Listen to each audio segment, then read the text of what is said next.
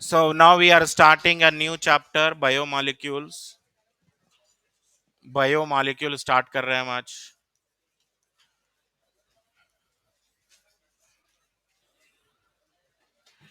First of all definition करेंगे. Definition of biomolecule. What is mean by biomolecule? All the carbon containing compounds present in living tissue. Living tissue में क्या क्या हो सकता है carbon containing? For example glucose, fructose, DNA, RNA, enzymes. All the carbon containing compounds in living tissue. All the carbon containing compounds in living tissue.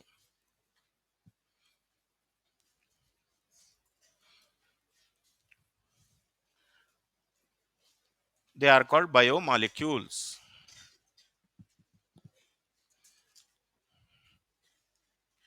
So living tissue is having wide variety of organic compounds as well as inorganic compounds. Our body is made of both organic as well as inorganic substances. So they are totally combinedly called biomolecules. ठीक है.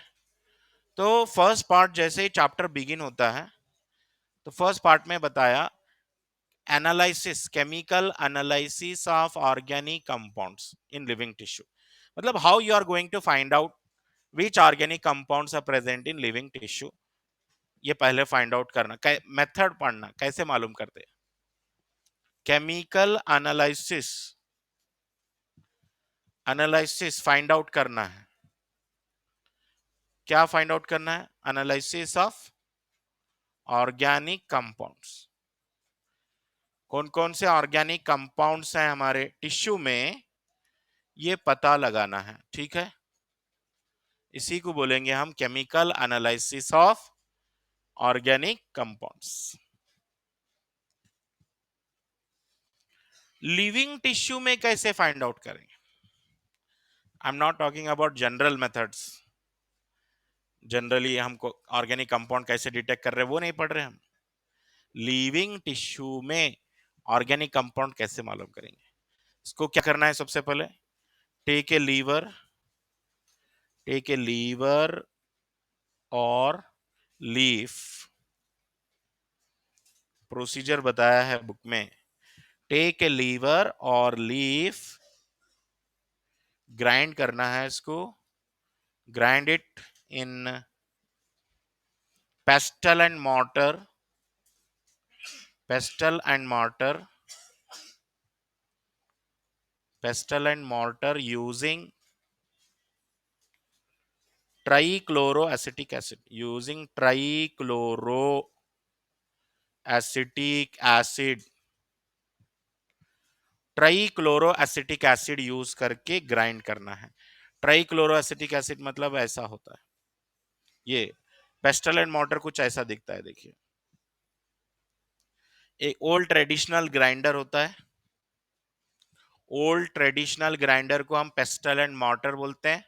इसमें आपको liver या leaf रखना है, grind करना है अच्छे से by using solvent. What is the solvent? Trichloroacetic acid.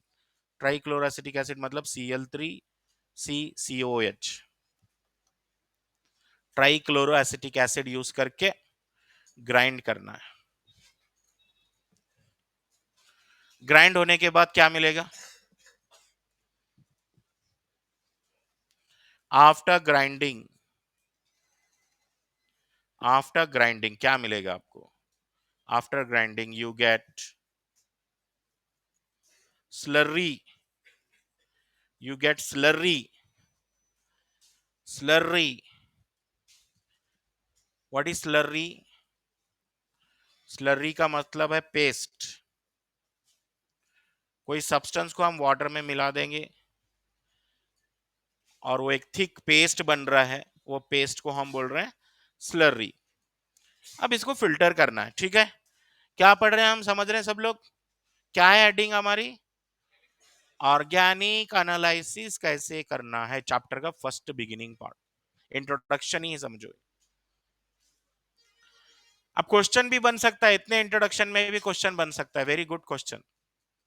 Which organic solvent is used in the analysis of organic compounds? Trichloroacetic acid use करना है। ये सॉल्वेंट, जैसे कोई चीज आप ग्राइंड कर रहे हैं तो थोड़ा वाटर डालते हैं to get a paste, to get a slurry. In that same way we are not adding here water, but we are adding trichloroacetic acid डाल के एक स्लरी मिला अपने को, और ये स्लरी को लेके जाएंगे, फिल्टर करेंगे, filter it using cheesecloth, using cheesecloth या कॉटन, कॉटन चीज क्लोथ बोलते हैं, मलमल का कपड़ा है, कोई चीज क्लोथ या कॉटन है, उससे फिल्टर कर लेना है। Just like prepared T, T बनाने के बाद जो है क्या करें हम, फिल्टर करने वाले हैं। सेम ऐसे ही यहाँ पे ग्राइंड करें, ग्राइंड करने के बाद स्लरी मिला, अब वो स्लरी को करेंगे फिल्टर, स्लरी को करेंगे फिल्टर। तो ये ले लिए हम चीज क्लोथ, और ये ले लिया अपना जो भी पेस्ट है, दिस इज कॉल्ड पेस्ट या बोलो स्लरी। अब इसको करेंगे हम फिल्टर, क्लोथ में रख के फिल्टर करेंगे। तो फिल्टर करने के बाद आपको दो फ्रैक्शन मिलेंगे, राइट? जब भी आप फिल्टर करते हैं दो फ्रैक्शन मिलते हैं, करेक्ट है? One is going drop by drop downward, it is called filtrate. क्या बोलते हैं इसको? फिल्ट्रेट। और फिल्ट्रेट जो है ड्रॉप बाय ड्रॉप नीचे जा रहा है, ड्रॉप बाय ड्रॉप। और एक चीज मिल रही है जो फिल्टर नहीं हो रही है, दैट इज कॉल्ड रेटेंटेट बोलेंगे या रेसिड्यू बोलेंगे, रेटेंटेट। जो फिल्ट्रेट है, अच्छा ट्राइक्लोरोएसिटिक एसिड कहां गया होगा? ट्राइक्लोरोएसिटिक एसिड तो एक सॉल्वेंट है, तो वो तो ड्रॉप बाय ड्रॉप नीचे ही गया होगा, क्लोथ में तो नहीं बचा, करेक्ट है? टी को अगर आप फिल्टर कर रहे हैं, मिल्क कहां गया? फिल्ट्रेट में गया। जो उसके अंदर लार्ज रेसिड्यूज थे वो फिल्टर होंगे क्या? नहीं होंगे, वो ऊपर ही रुक जाएंगे, that is called retentate, retentate. So ये फिल्ट्रेट को हम क्या बोले? Acid soluble fraction, acid soluble fraction बोलिए इसको, acid soluble fraction. And retentate should be called acid insoluble fraction. Acid soluble fraction मिला और एसिड insoluble फ्रैक्शन मिला।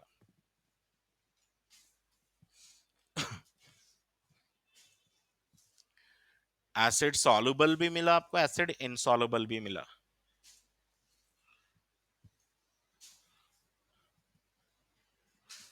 So what do you expect? Filtrate contain what? Retentant contain what? आपकी logic क्या बोलती है? Small compounds कहाँ गए होंगे? फिल्ट्रेट में चले गए होंगे। लार्ज कंपाउंड जितने भी थे होंगे वो रेटेंटेट में रुक गए, है ना? तो simple, filtrate contain micro molecules. क्या बोलेंगे?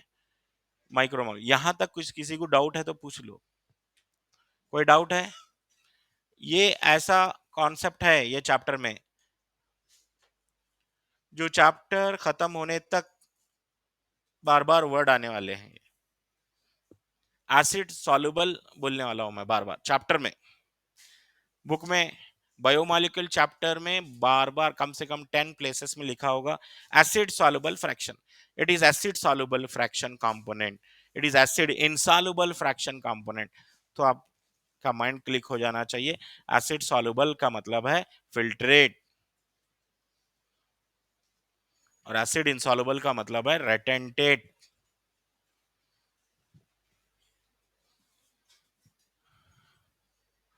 So what is filtrate? Filtrate contain micromolecule, MICRO, micromolecules.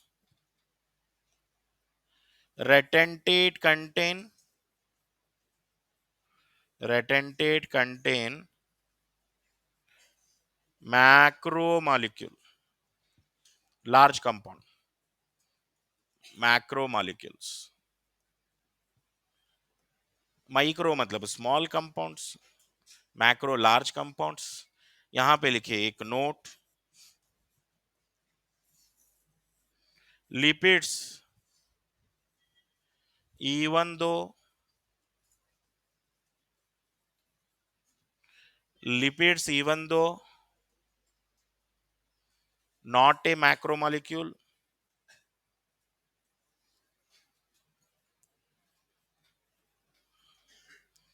lipids even though not a macromolecule, but it goes into retentate.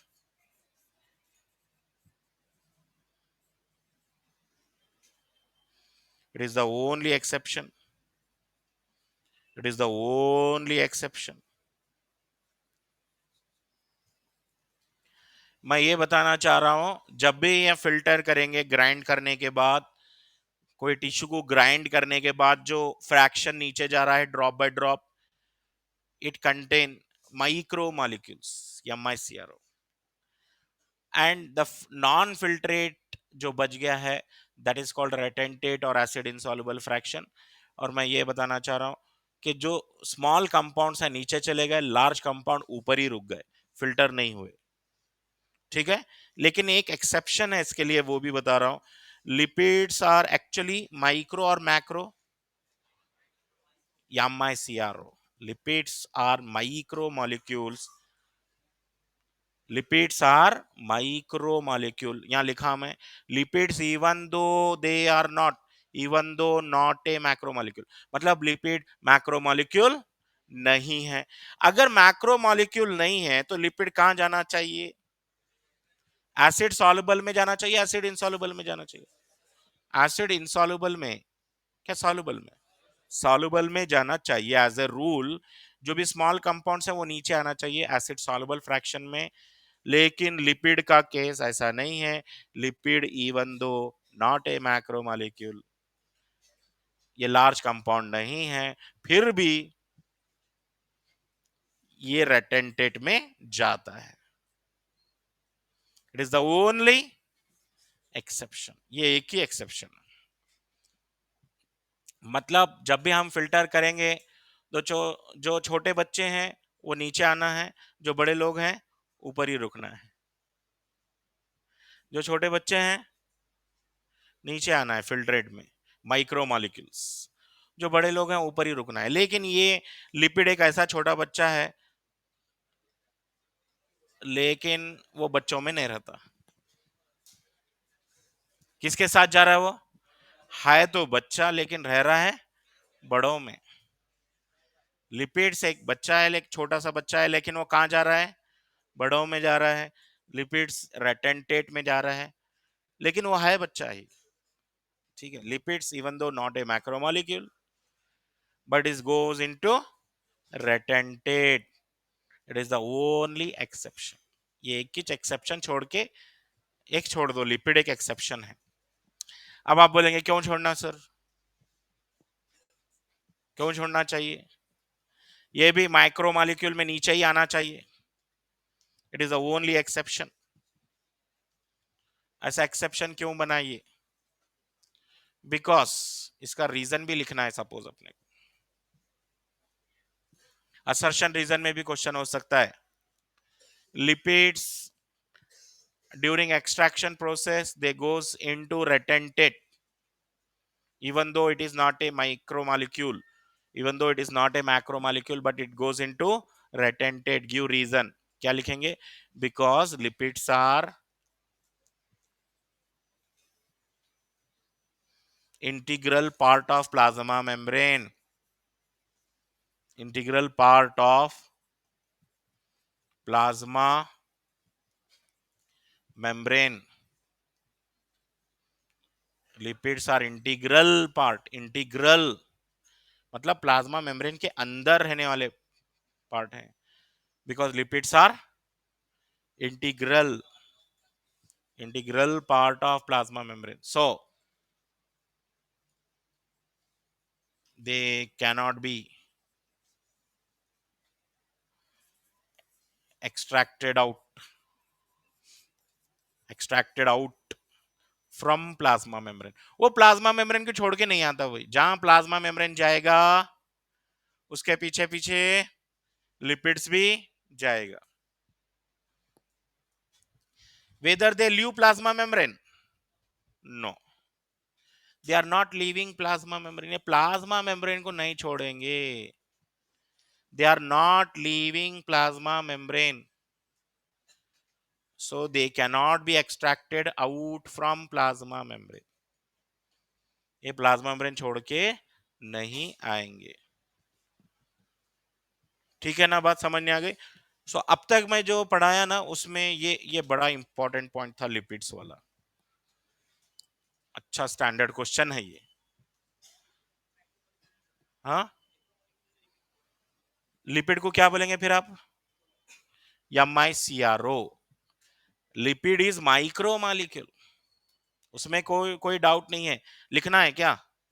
Lipids are micro molecule. लिख दो, कोई प्रॉब्लम नहीं. वही तो बोल रहा हूं ना मैं. एक्सेप्शन है लिपिड एक.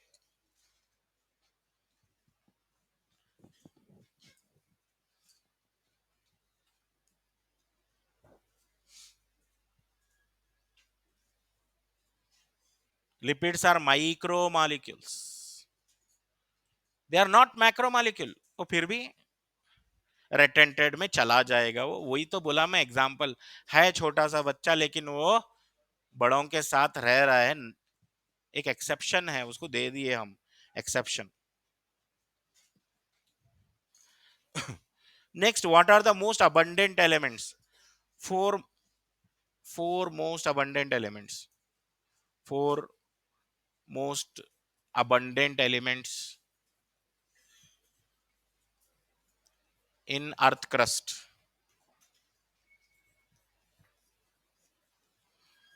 In earth crust मतलब आपको बताना है अर्थ क्रस्ट में या सॉइल में. दूसरे वर्ड्स में बोल सकता हूं मैं, सॉइल में कौन कौन से फोर मोस्ट अबंडेंट एलिमेंट. अर्थ में तो बहुत सारे एलिमेंट हैं, वो बात नहीं चल रही यहां पर.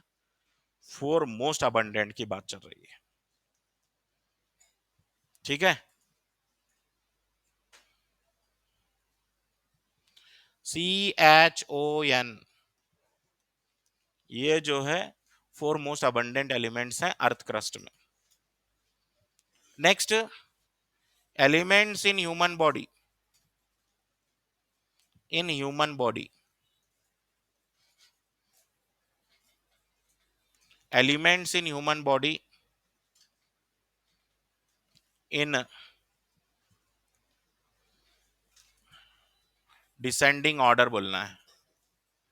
इन डिसेंडिंग ऑर्डर मतलब कौन सा एलिमेंट सबसे ज्यादा है, उसके बाद उसके बाद उसके बाद उसके बाद लास्ट में लीस्ट कौन सा है, लास्ट में आना.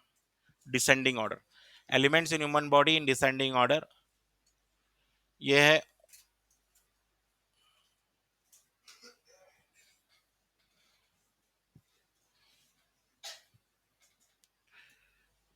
Oxygen, carbon, nitrogen, calcium, sulphur, sodium, magnesium.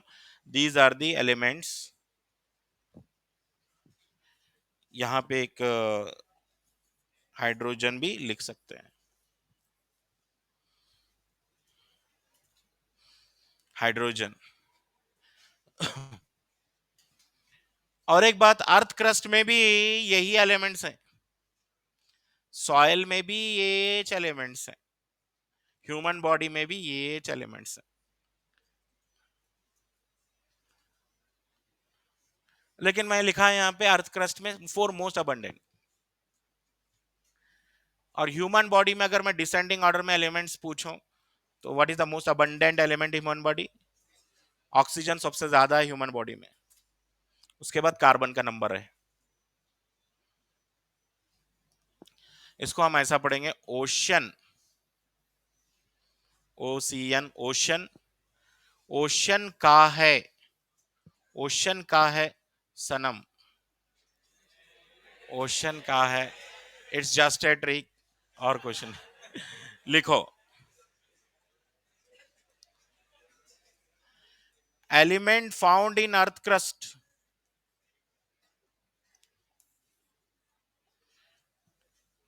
Human body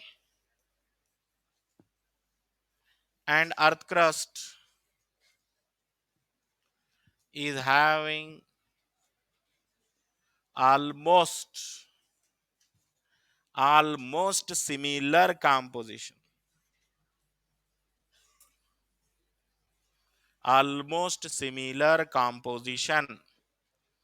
Human body and earth crust is having almost similar composition except silicon.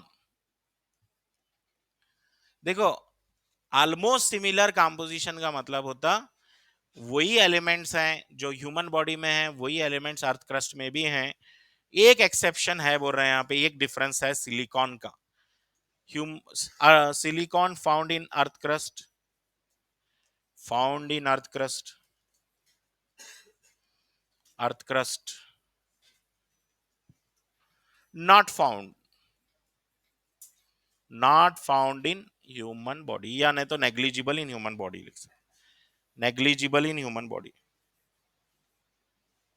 which is negligible in human body,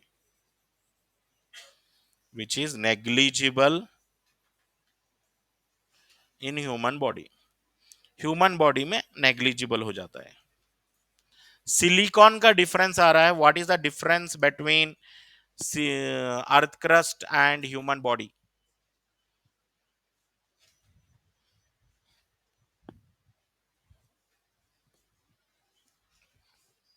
एक एलिमेंट का difference आ रहा है, बाकी के सारे एलिमेंट्स कॉमन है। अगर magnesium human के बॉडी में मिल रहा है तो सॉइल में भी मिलता है मैग्नीशियम। हाँ, उनका परसेंटेज कॉन्सेंट्रेशन थोड़ा अलग होगा, लेकिन कंपोनेंट्स यही हैं। Okay, next, how to do inorganic analysis.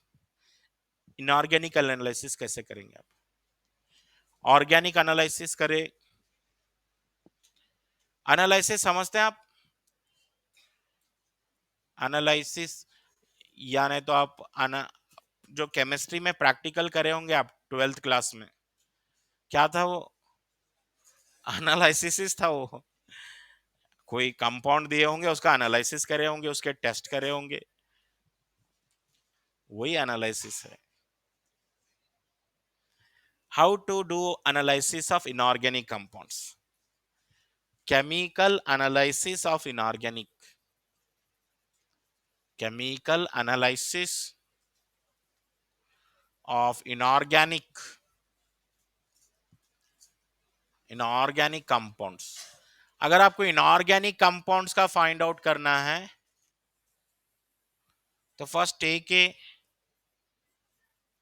Tissue, dry it, all water must be evaporated, must be evaporated। Dry करना है उसको अच्छे से, ड्राई करना, all water must be evaporated. फिर उसको बर्न कर देना है, बर्न इट, ठीक है? बर्न इट क्यों करे भाई, क्यों जला दिया इसको? all the organic compounds, all the carbon compounds oxidized. सारे ऑर्गेनिक कंपाउंड क्या हो जाते हैं? ऑक्सीडाइज हो जाते हैं और चले जाते हैं एयर में.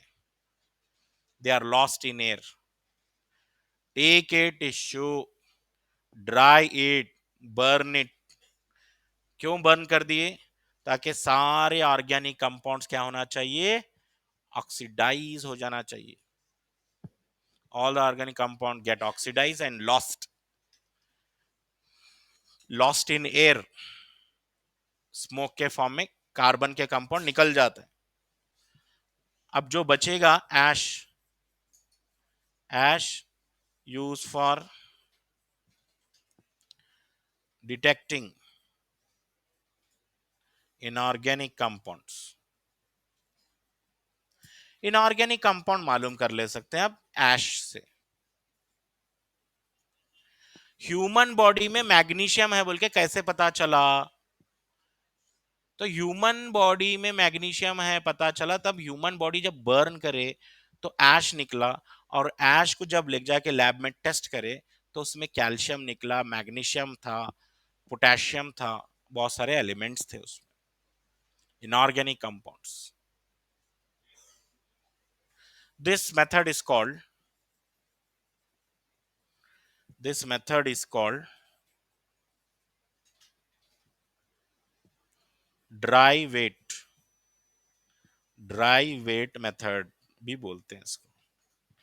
जैसे ये प्रोसीजर का नाम मालूम रखना था अपने को, ड्राई वेट मेथड, और कुछ नहीं. Dry wait method. ये प्रोसीजर को ड्राई वेट मेथड बोल रहे हैं हम.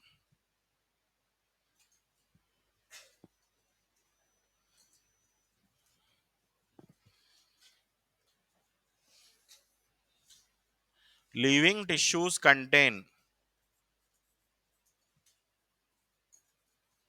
contain sodium, potassium, calcium, magnesium,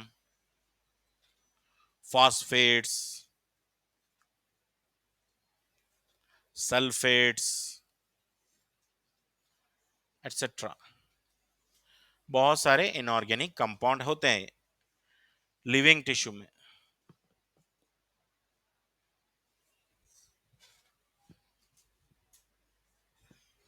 अब चैप्टर कैसा है सुन लो.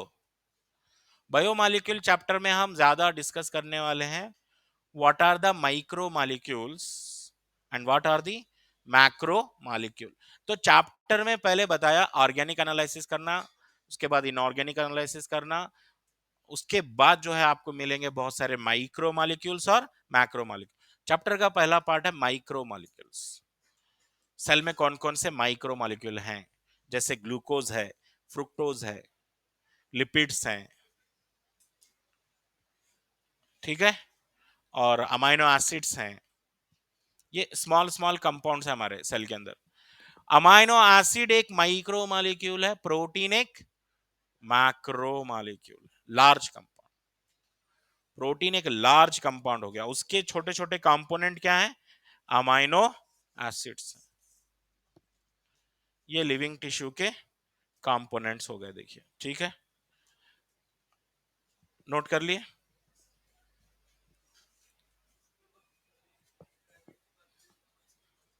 ड्राई वेट बोलते हैं इसको, बोलते हैं. इनऑर्गेनिक एनालिसिस के लिए हम ड्राई वेट यूज करते हैं, फ्रेश वेट नहीं यूज करते. ड्राई वेट का मतलब है all water must be evaporated. सारा वाटर खत्म हो जाना चाहिए. अब जो है चैप्टर का पहला पार्ट आ गया अमाइनो एसिड्स. यहां पे आपको कुछ क्वेश्चंस के आंसर देना है. Amino acids are the building blocks of. किसके बिल्डिंग ब्लॉक्स है? Amino acid. और दूसरा पॉइंट है amino acids are the substituted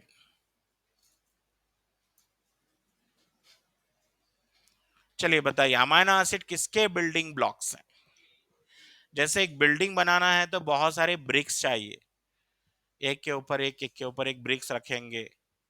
same ऐसे ही ये अमाइनो एसिड भी जो है ब्लॉक्स हैं। किसके ब्लॉक हैं ये?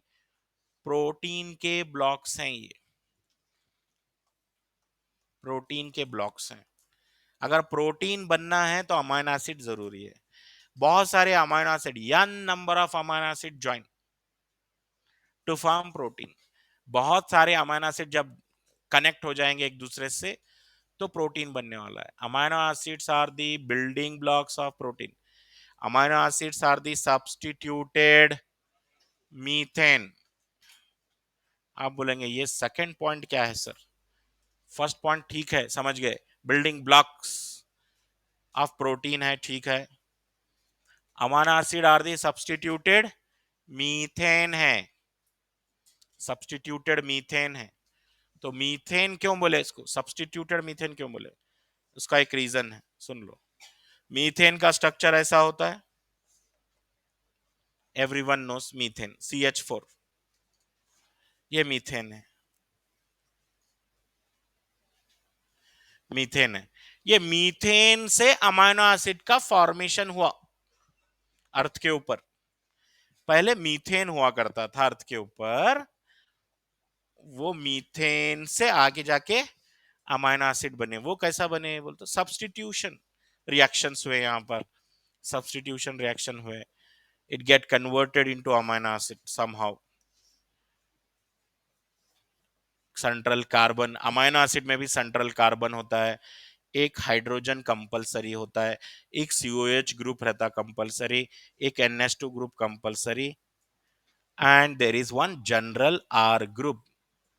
General R group, it will be different in different amino acid. R group different in different amino acid. बाकी 20 टाइप के अमाइनो एसिड हैं। टोटल कितने टाइप के हैं? 20 टाइप के अमाइनो एसिड हैं। उसमें सब अमाइनो एसिड में सेंटर कार्बन होता है, सब में COH होता है, सब में NH2 होता है, सब में हाइड्रोजन होता है। What is different? R group is different. So this is amino acid. अब आई समझने बात आपको, क्यों बोले भाई amino acid are the substituted methane? समझ में आया? मतलब अर्थ के ऊपर पहले मीथेन था, उसके अंदर सब्स्टिट्यूशन रिएक्शन हुए, कुछ हाइड्रोजन रिप्लेस हो गए by other groups. Some hydrogen are replaced by other groups, that's why amino acids are called substituted methane, इसलिए नाम पड़ा इसका substituted methane. And one more very interesting thing, amino acid के अंदर दो फंक्शनल ग्रुप दिख रहे हैं मुझे। Amino acid have two functional groups.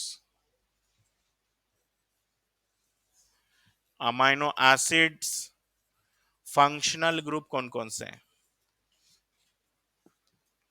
There are two functional groups in amino acid. एक है COH carboxyl group, carboxyl group है, और एक NH2 ग्रुप है, अमाइनो ग्रुप है। And all of you know this COH group acidic होता है। COH group क्या होता? एसिडिक होता है। अमाइनो ग्रुप क्या होता है? बेसिक होता है। Amino group is basic.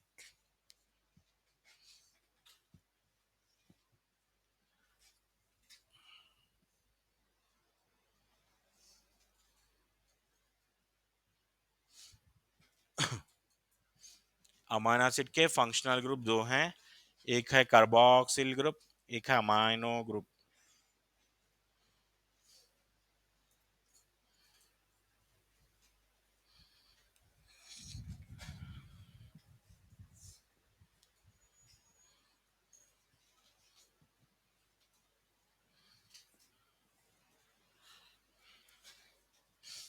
In yesterday's paper, I think how many questions confusing?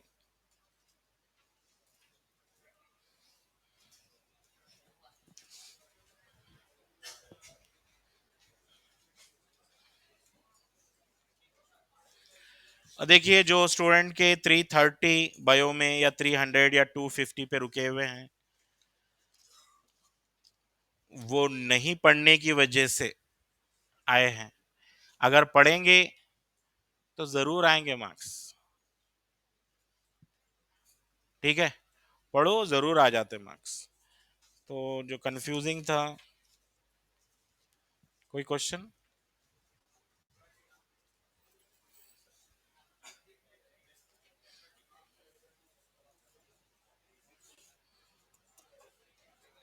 अब ये क्वेश्चन था, देखिए कल के पेपर में, which one of the following is having haplontic life cycle? Which one haplontic life cycle? Intentionally डाला गया था क्वेश्चन ये। एक ऑप्शन था वीट, एक ऑप्शन था फ्यूनेरिया, एक ऑप्शन था पॉलीट्राइकम, और एक ऑप्शन था यूस्टिलागो। तो ये क्वेश्चन सॉल्व करने का मेथड ये था, पहले एग्जाम्पल के आगे लिख लेना क्या है। वीट एक एंजियोस्पर्म है, फ्यूनेरिया एक ब्रियोफाइट है, पॉलीट्राइकम भी एक ब्रियोफाइट है। सुने, और सारे ब्रियोफाइट क्या होते हैं? हैप्लो डिप्लॉन्टिक लाइफ साइकिल होती है, हैप्लोडिप्लॉन्टिक। और एंजियोस्पर्म डिप्लॉन्टिक लाइफ साइकिल होती है। ठीक है, ऐसा एलिमिनेशन से भी हो सकता था, मतलब ये तो डिप्लॉन्टिक है, वो ये नहीं होता, ये नहीं होता, ये होता। फिर ये एक मेथड था, ये एक मेथड से कर सकते थे एलिमिनेशन से। अगर ये मेथड से नहीं करे आप, तो दूसरा मेथड ऐसा भी सोच सकते थे। यूस्टिलागो क्या है? फंगाई है। फंगाई में क्या होता? सेक्सुअल रिप्रोडक्शन में 3 स्टेजेस होते हैं। पहले होता है प्लाज्मोगेमी, उसके बाद कैरियोगेमी, उसके बाद होता है मियोसिस। मतलब फर्टिलाइजेशन के बाद मियोसिस होता है। फर्टिलाइजेशन के बाद मियोसिस हुआ तो क्या बोलना चाहिए? Zygotic meiosis. जाइगोटिक मियोसिस बोलते यूस्टिलागो। मतलब दो मेथड से कर सकते थे। एक मेथड था एलिमिनेशन था, चलो वो नहीं फॉलो करे, तो दूसरा मेथड यूस्टिलागो क्या है? फंगाई है। फंगाई में सेक्सुअल रिप्रोडक्शन 3 स्टेजेस में होता है, प्लाज्मोगेमी, कैरियोगेमी, मियोसिस। हो गया राइट ये? और कौन सा? हाँ, क्या है क्वेश्चन?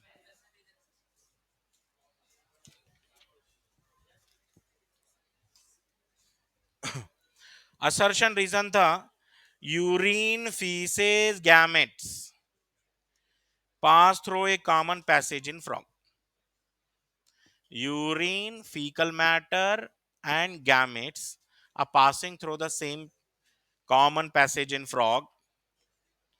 Reason दिया है, frog have cloaca in which alimentary canal and urinogenital duct open. अब क्वेश्चन ये है कि क्या ये रीजन आया why frogs passes urine, fecal matter and gametes are passing through the same opening? उसका रीजन ये है क्योंकि इनका एक ही ओपनिंग होता है, उसमें एलिमेंट्री कैनाल भी जाती है, यूरिनरी सिस्टम भी जाता है, जेनेटल सिस्टम भी जाता है। तो यूरिनरी सिस्टम से यूरिन गया, जेनेटल सिस्टम से गैमेट्स गए, एलिमेंट्री कैनाल से वेस्ट मैटर गया, फीकल मैटर। रीजन आ गया है, both are correct, reason is also correct. और कौन सा?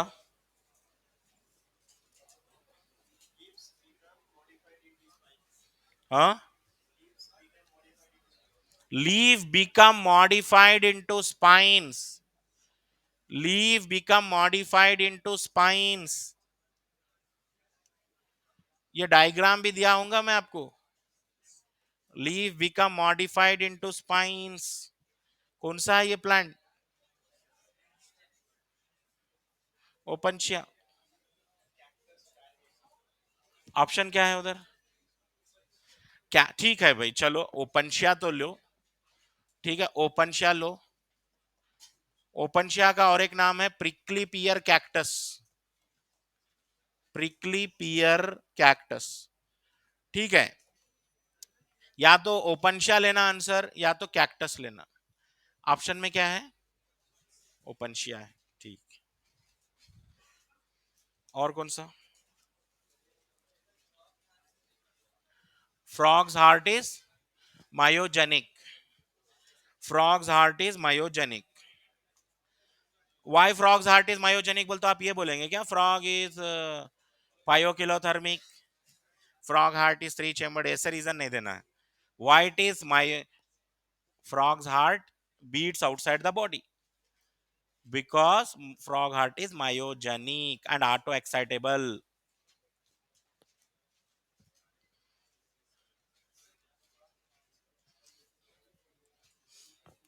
158। How many have superior ovary बोल के क्वेश्चन था। चाइनाज मास्टर ब्रेन, तीनों को अंडरलाइन कर दिए। अब पोटैटो को क्या करना है, पोटैटो कौन सी फैमिली का है? सोलानेसी, सोलानेसी का ओवरी कैसा होता है? सुपेरियर, पोटैटो को भी अंडरलाइन कर लिए। गोवावा क्यूक्यूम्बर एलिमिनेशन, क्योंकि guava and cucumber these are epigynous flower. भूल गए सनराइज गोवा को, गोवावा और क्यूक्यूम्बर निकल गया। अब बच गए दो option, onion and tulip. Onion और टुलिप किसके हैं मेंबर्स? लिलिएसी, लिलिएसी में ओवरी कैसा होता है?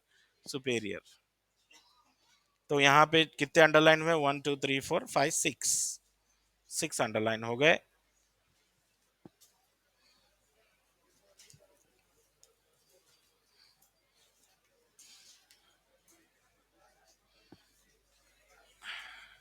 देखिए कुछ बच्चों के रॉन्ग हुए होंगे कहाँ कहीं पे। एक्चुअली यहाँ पे रॉन्ग कहाँ पे हुआ आपका, किस टाइप का क्वेश्चन रॉन्ग हुआ और वो रॉन्ग क्यों हुआ, ये जानना बहुत जरूरी है, चाहे कौन सा भी सब्जेक्ट हो। If you want overall improvement, अगर आप इंप्रूवमेंट होना चाह रहे हैं अपने प्रिपरेशन में, मार्क्स बढ़ाना चाह रहे हैं, तो एक मेथड जरूरी है। एग्जाम के बाद आप गलती कहाँ कर रहे हैं और क्यों कर रहे हैं, इसका आंसर आपके पास ही है,